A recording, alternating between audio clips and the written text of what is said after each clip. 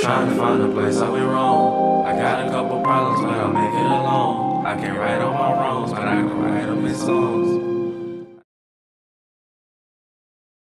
What's up, everybody? Welcome back to The Cave. What are we talking about today? Today we're talking about how art can inspire your journey. Okay. That's So, an interesting thing. When hearing that, how art can inspire your journey, what did it put you in mind of? Honestly, that puts me in the mind of like Picasso or somebody, because they paint pictures, and their pictures last for hundreds and hundreds of years, and that's their legacy. You know what I'm saying? That's their art, that's their talent, that's what they gave to the earth, and we still look at it today. So what you're saying is that art is the legacy you leave behind? Yeah, I definitely would say that art is, it's your legacy, and it's your purpose. It's what God put you on this earth to do. You know what I'm saying? Okay. No, when I hear art, I think of kind of the same thing. Kind of like the different books that I've read, because writing is artistry. Think of the many different dances that I always watch people do over and over again. Like stuff like that, that is art. Because like you said, most of those things outlive you. Like to this day, we still know what the mashed potato is. Exactly. And that was forever ago, so. Funky chicken and all that. So I definitely agree that art is something that you create that outlives you. But how can it inspire your journey? Man, it honestly, art, I don't know about other people, but for me, art was like a pivotal part of my journey and my walk in the faith, because as a kid, the funny thing a lot of people don't know is that when I was a kid, I actually wanted to be a rapper. No, you don't say. You knew that, but I can guarantee you not one person on the other end of this camera knew that about me, Who? And unless you were like really, really, really in my inside, but like, man, I legit wrote like 2 albums worth of songs way back then. Now they were horrible, absolutely horrible. But I needed that though. Those were things that was like me communicating with the Lord, because I wanted to be a Christian rapper. Christian hip hop wasn't as what's the word I'm looking for? It wasn't as populated as it is now. Yeah, and as popular back then. You had like Lecrae, you had like Toby Mac. You didn't really have a big group of people doing Christian rap, or even less listening to it. So it became like really pivotal for me, and I realized that these things mirror real life. I've always been a music buff, especially growing up with my brothers. All he did was play music, but he would play music from the 70s and then turn around and play worship music. And they'd be like, well, where's the correlation? But I think that was the correlation, was that it was all God-given talent. That's beautiful. Oh man, I mean, that the way you painted that out was so beautiful. Really? Yeah. Call me Picasso. I like it. How inspired my journey? Mine was always books and writing. I was real big into reading. I would sometimes sacrifice going outside to sit inside and just sit and read. My cousins would be like, "You coming outside to play?" I was like, "I'm reading this book." They're like, "You're so whack. Come outside and play," and whatever else not. But reading those books really like got me into writing, and writing was my way of communicating with God. Because a lot of stuff I would write, and I'd be like, "Where did this come from?" Because sometimes I just get the pen, I just start writing, and I would look at it and I'd be like, "Well, I said that. I wrote that. Oh, that's fine." Like they don't. It didn't feel like it came from me, And a lot of the times, what we don't realize is that our arts is like our God-given gift. Yeah. Like our creativity is a gift from God, because if you ever notice, the book starts off with God being creative, with Him, being artistic. Yeah. In Genesis, in Genesis, the book of Genesis, it says, in the beginning, it starts off in the beginning.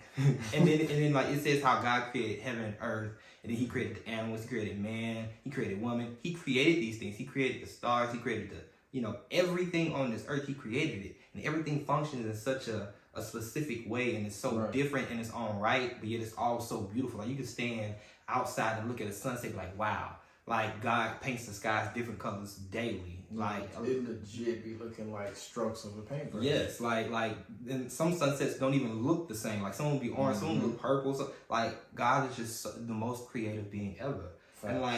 And like after learning that, I was like, wow, like, okay, so God, the OG creator first, all right. So, like, yeah, like, the book starts off that way. He's the OG content creator. No, for real. It's funny because I can even take it a step further. I really had never even thought about it like that until you said that. Genesis. Me neither, so Christy T pointed it out. Right, and that's my sister, y'all. Yes. If you haven't caught on by now. Yes, indeed. But it's funny because his creativity didn't stop there. It didn't.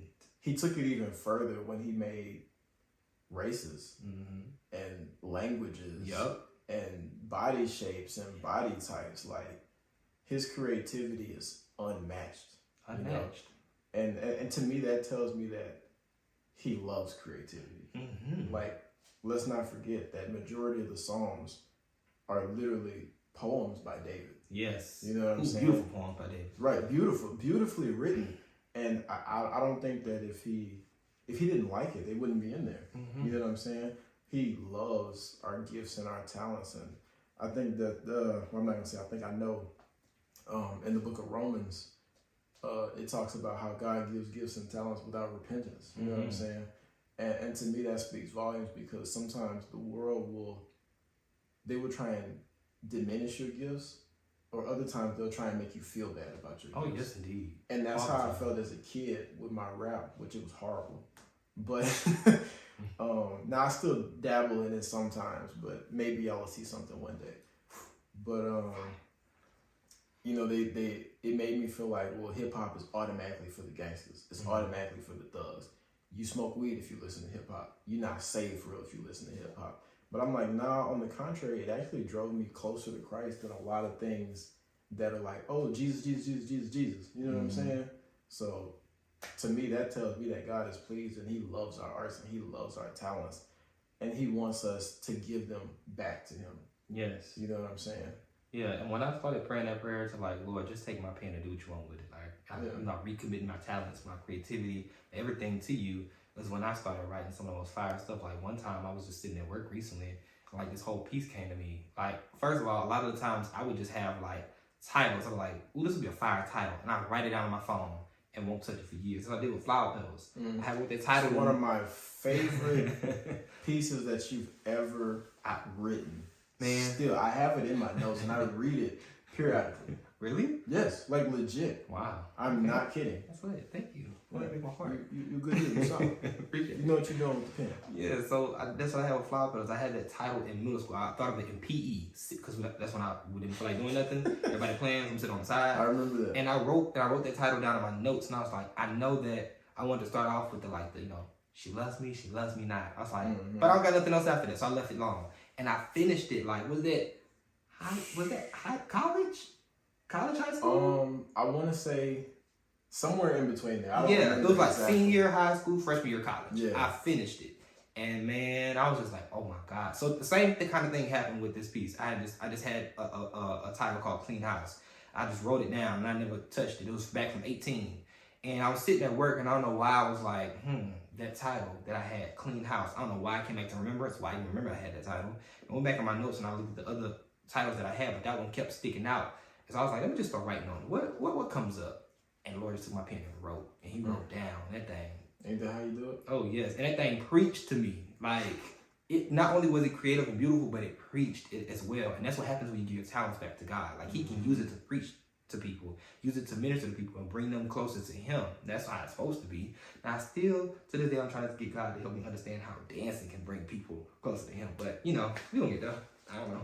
I think it's funny that you would say that, though, because, like, I think that that in itself is beautiful, because I remember this passage in the Bible where it was Paul, and he was speaking about how even when people's motives are wrong, if they're preaching the gospel, the word still goes forth. Come on now. You know what I'm saying? And to me, that blows my mind because it tells me that even in Hollywood, when they mock the Bible or when they take biblical principles from it, because a lot of Hollywood takes biblical principles or they take motives and storylines, and you know, it's one of the most inspirational books of all time. You know, it's not just a book, it's living, it's breathing, and it's alive.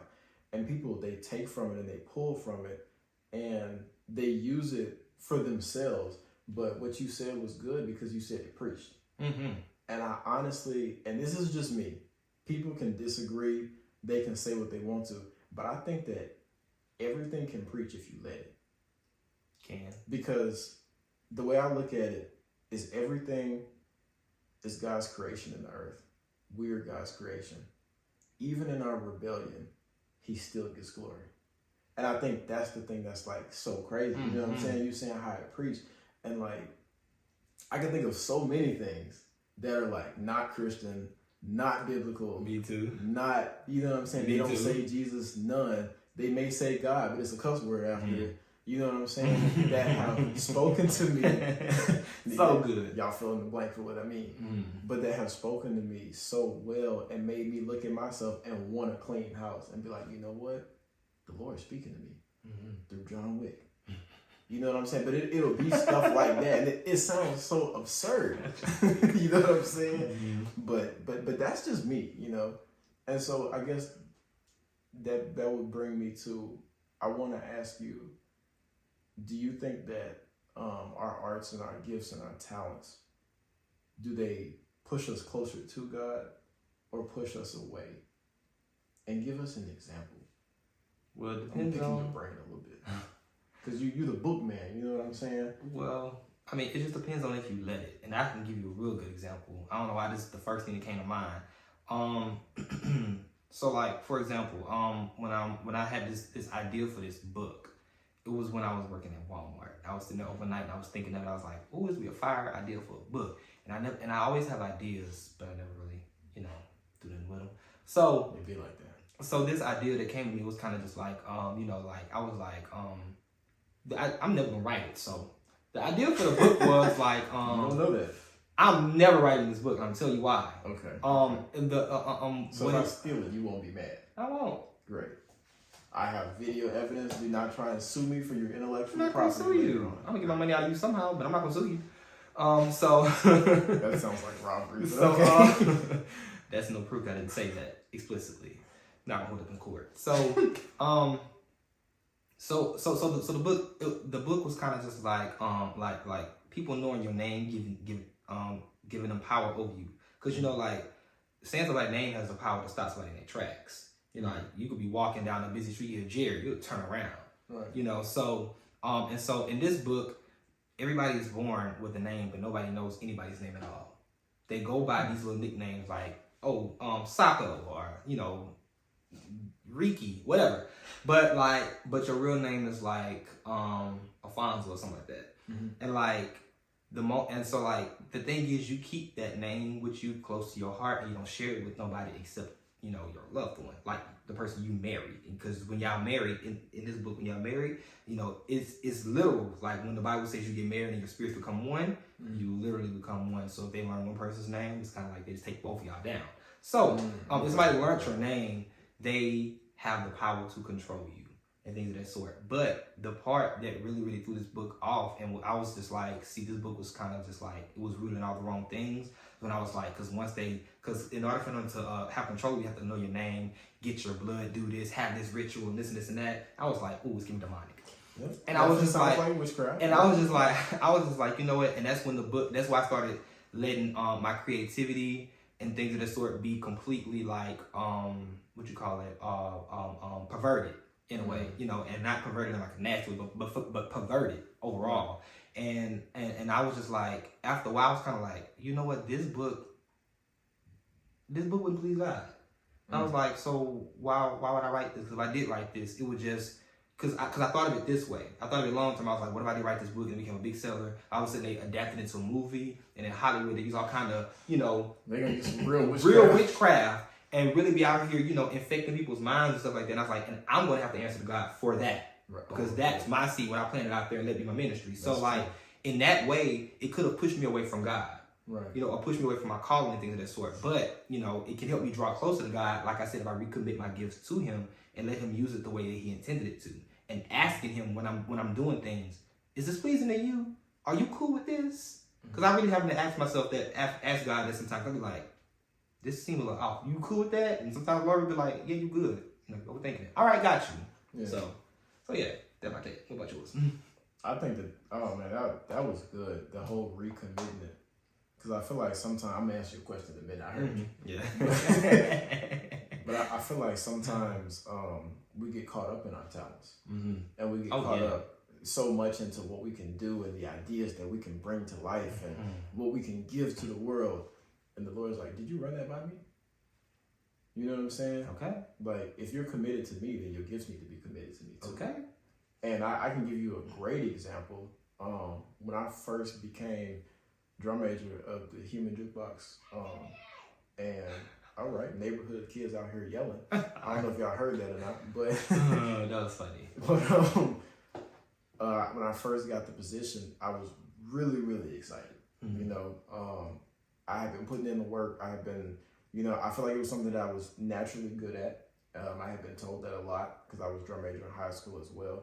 And then when I got, like I said, when I got to college, people would always be like, oh, you know, you need to be next drum major, all that kind of stuff. And I did pray on it, and I was like, Lord, you know, if this is something that you want me to do, you know, open the door for it. And it did happen. But the problem came when my video dropped, my reveal video. I don't want to say it broke the internet, but it blew up. You know what I'm saying? I was a trending person. I was viral. Remember that.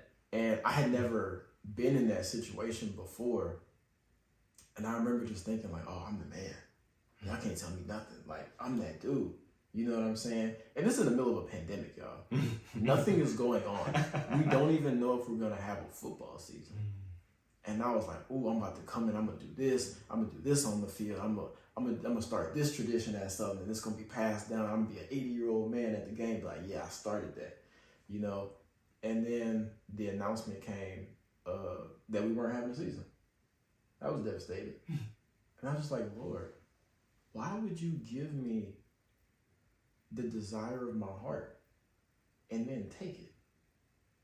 And then I realized... because you received it wrong.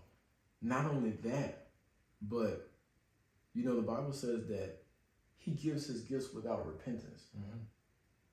But it also says that your gifts will make room for you. I did end up getting to the opportunity to perform, but it didn't come until I had recommitted that gift and until I humbled myself. And that's when everything started popping back off. The world starts opening back up. And I'm not saying that was a direct correlation to me. Do not blame me for the world being closed, okay? That's not what I'm saying. Not what we said at all. But what I'm saying is that was a moment where it pushed me away because I allowed pride to get into my head. And the seed was there and it started growing. And in that lockdown, the lockdown was actually very beneficial for me. Ooh, so I got in shape. I got close to the Lord. And he really, you know, ministered to me during that time. Yeah. And he was like, well, you used to let me at church. And he was just like, if you would give me back what I gave you, you know, recommit it to me, I'll give you the things that you want. Come on. And when I did that, it was literally like things just, and the funny thing was my perspective had changed to where whether it did or didn't, I was going to be okay. Because he gave me the desire of my heart. You know what I'm saying? He gave me the platform. Because that's where my love was. It wasn't in the attention and the fame and the popularity. My love was in the talent. And he had to get me to refocus that. And so when I did that, that's when it pulled me back in. And honestly, I thank God that I didn't get to perform that first year because I don't know who I would have been. You know I was thinking that too. Realistically, I just don't, you know? I might not be doing this very thing right now. But it wasn't until, and I remember going into the season when it finally did come around a year later, and I only had one prayer. Lord, don't let me get arrogant. That was my one prayer. And I had accountability partners in my family and in my friends who help keep me grounded. You know what I'm saying? So in that situation, my talents pushed me away, but then the Lord pulled me back in. And he used my talent to touch a lot of people, which is crazy because I was just doing back then. You know what I'm saying? But you'd be amazed at the kind of stories that you get from that kind of stuff. And that's what when you recommit your talents back to God, that's what he does with them. Because our talents are not for us to get famous. They're not for us to be public figures. They're not for us to get blue checks on Instagram. They're to touch the world and help God's people. You know what I'm saying? In whatever way they're literally to give glory back to God. And that's what talents are for. Exactly. Like your talent could literally just be to bring joy to people. You know, joy to them when they, you know, otherwise feel something different. You know, and that in itself is you doing the Lord's work. So my other question comes in here. Okay. Like, I know we said, how can art inspire your journey? How can your journey inspire your art? That's something entirely different. Oh my gosh, that I can bring that home. Man, when I'm going through the hardest of hard things, I write the best. Dude, I don't know why. Don't know why either, but for that some painting reason, sounded so beautiful. Man, what? That may be a little problematic. Yeah. But I can honestly say I do my best writing in the highest and lowest seasons of my life, because the highest as well too. Like for example, I've been in a really good space, you know, in this season of life. Now, it took a while to get there. So the writing was real good, and it was real good because I was real low and real high at the same time, you know, in different times. But man, art has been a motivator. Like you said, it's been something that God speaks through to me. You know what I'm saying? And it'd be crazy because you'll be praying, and then you'll go write some stuff down, and you look back at it later. And later might be 2 weeks later, and it'd be exactly what you need. Exactly what you need. There's so many times when I look back through them journals and be like, ooh, see, I needed that. And to even take it a step further, you know, I wholeheartedly believe that the psalmists in Psalms, David and whoever wrote the other ones, you know, some of them are uncredited, but they inspire our journey right now. Yes. Because they're God-breathed, they're God-inspired. And God used those talents to bring his word to life. Like to say, we literally read the Psalms, and it inspires our everyday walk with Christ. You need motivation, it gives you motivation. You need somebody to validate your feelings, it validates your feelings.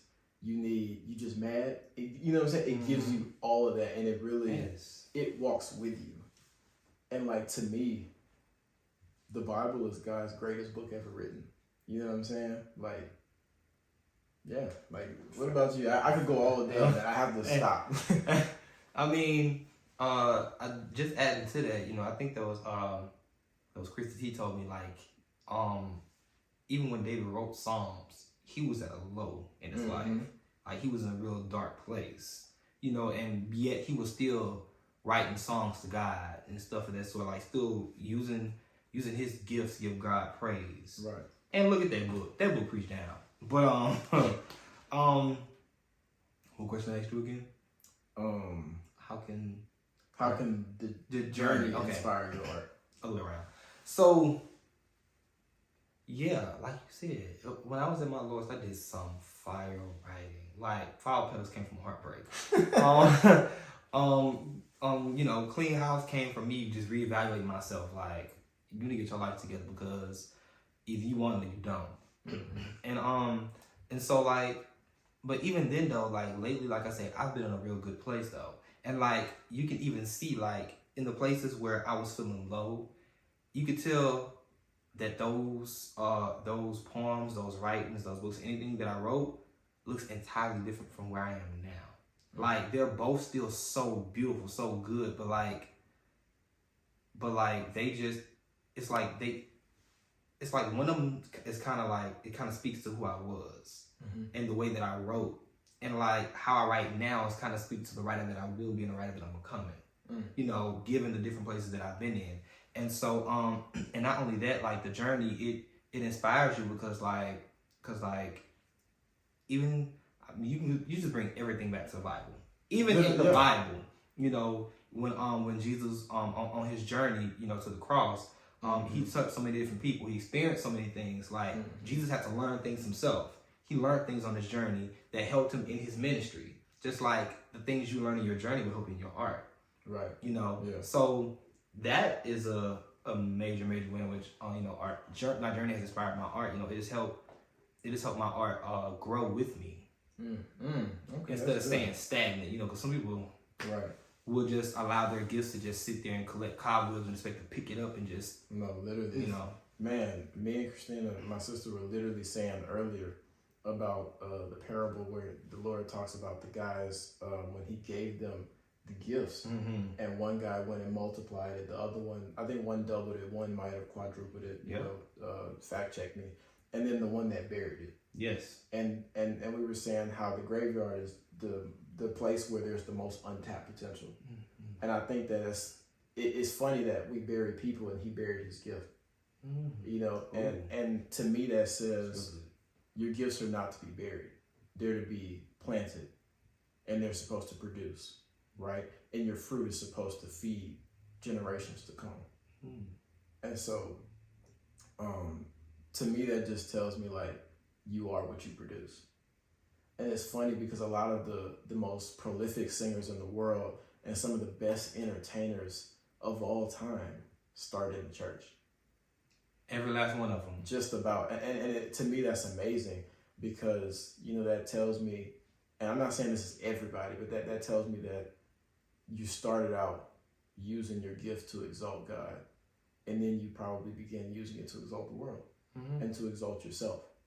Now, I'm not one of those people, though, who believe that God is only in the Christian and the gospel sector. Of course. God is omnipotent. He's omniscient. He's omnipresent. He operates everywhere. Exactly. And so to me, and you know, stone me if you want to say that God only exists in the Christian and the gospel sector shows your ignorance of God. Yeah. Because he can use anything.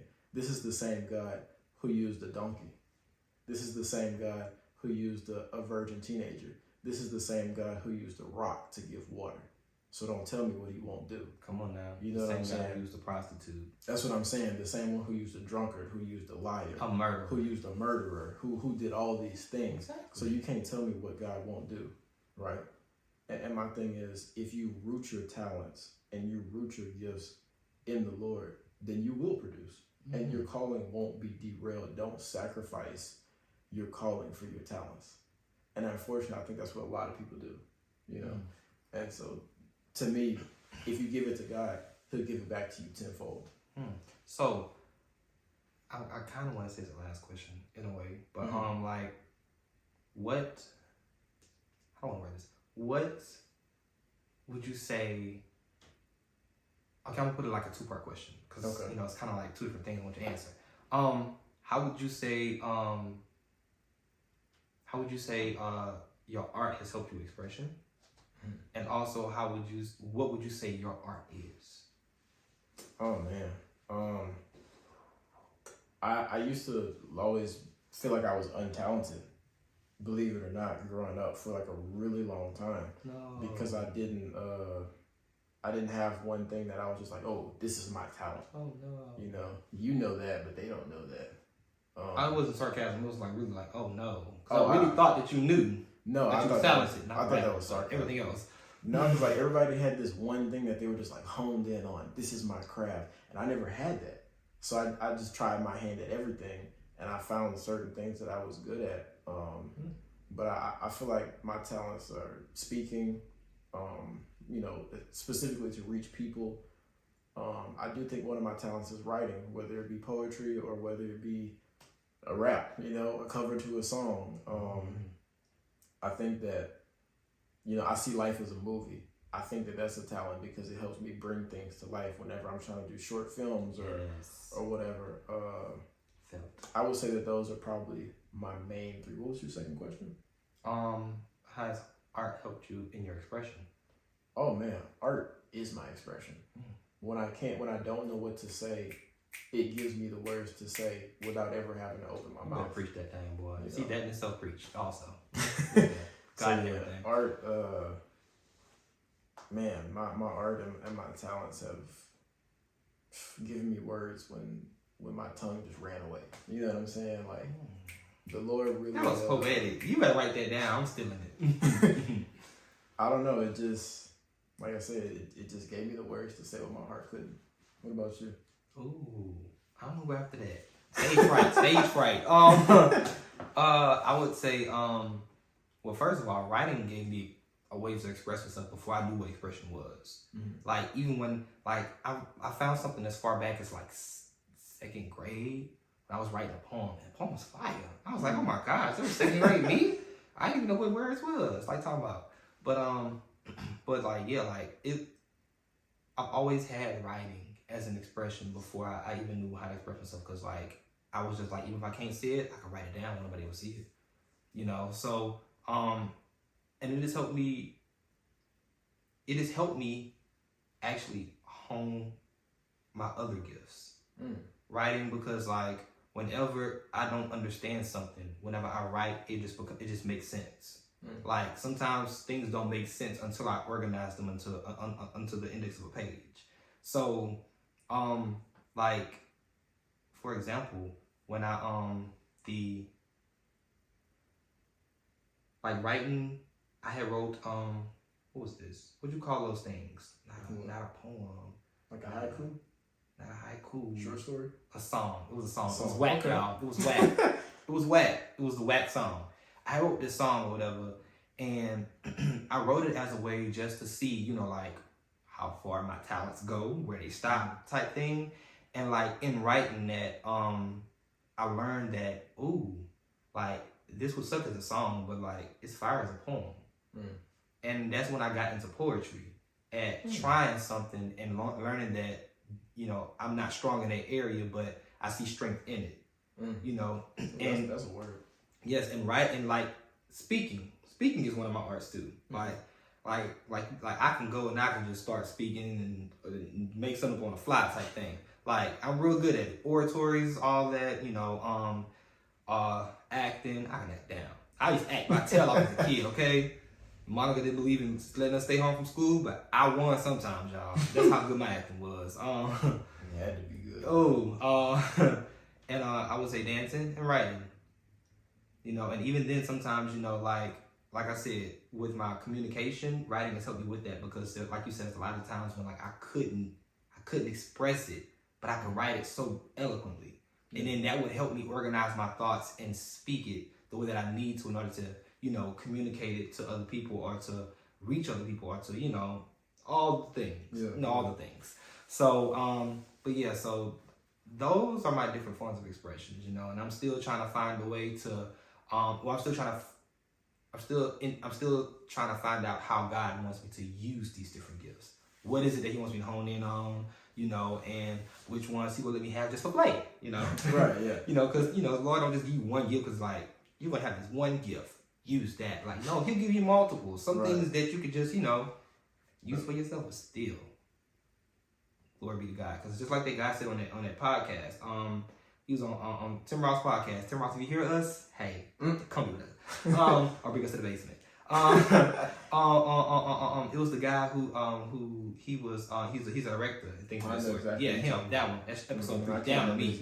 Ooh, but and he was just like, you know, like, because we're not here to get praise, we're here to give praise. Mm-hmm. And I was just like, ooh, that helped me real quick. And I have to remind myself that all the time now. Mm-hmm. Like, you're here to give praise, not get praise. So. And I think that that's interesting, because culture has it so backwards. They think that we're supposed to be praised when we actually were made to give praise. And that's why we put people on pedestals and call them celebrities and idols. And they literally have become idols, because we're giving our praise to the wrong things. And I guess, you know, before we get out of here, my last thing that I would say is, if you use your art and your gifts to exalt God, then He will exalt you. And your legacy will be great. Yes. Art is very important, y'all. Like, growing up, if I did not have art, I promise you, I wouldn't be out here saying a doggone thing. I would be a mute. I would be a mute. I would probably be in the streets. I'd probably have kids. I'd probably be locked up. Like art in itself really, really helps cultivate children everywhere. and they're trying to take these arts out of school. Mm-hmm. I don't get that, but right. They're trying to take anything that is of God. They're trying to take, and that's the funny thing. But anyways, that's even that's all we got for y'all. But yeah, art is a mirror to reality, y'all. Don't let your art derail your calling. Right.